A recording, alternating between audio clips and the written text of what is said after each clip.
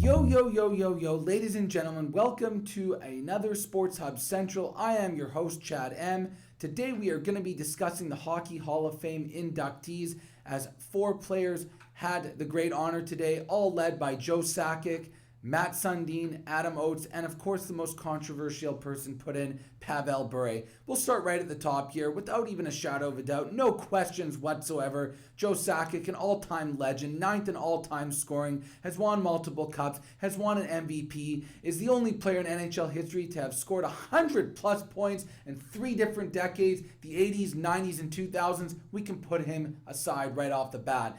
Now, players like Matt Sundin and Adam Oates, you can't go out there and say that they're in the conversation when it comes to some of the greatest all-time players, but they were year in, year out all-stars. They were leaders of their teams. They averaged nearly a point a game and around that area, and they did accumulate many years in the NHL to get the point totals they did, well north of 1,000 points. And I think there has to be something that is said and factored in when it comes to longevity, which both of those guys had in terms of getting those numbers.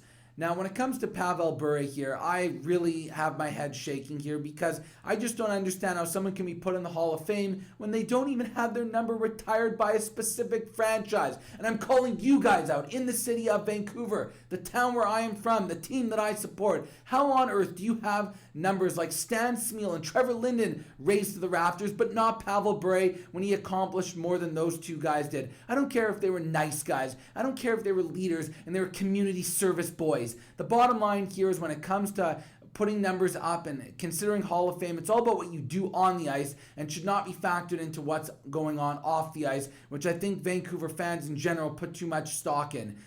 After all, Bure ranks 3rd in all-time goals per game average, only trailing legendary Mike Bossy and Mario Lemieux. So if you want to go on that merit to put him in the Hall of Fame, fine. But the one issue that I have with all this, and it just makes no sense to me, is how on earth did he get in on the 6th attempt? When I heard the 6th attempt today, I'm like, boy, they even have that many? The whole system is just so flawed. I mean, at the end of the day here, at what point do these writers just go, oh, okay, well, he didn't get in the 4th time or the 5th time, so now it's the 6th time. We'll let him in. It's not like anything's changed since then. And who are they to say that, oh, only 4 guys can get in and therefore we need to wait? The whole thing, it just makes no sense. If it was me in charge, it'd be pretty simple. There's one time you're voted. If you don't get in, too bad. The Hall of Fame for hockey should be reserved for the elite of the elite. And this problem of allowing 4th and 5th and 6th votes, all this does is bog it down and make it saturated. And now you have sort of fringe line all-time greats being put in the Hockey Hall of Fame. And I think that's where the problem lies. BetHubb, the sports betting social network, real bets, real people.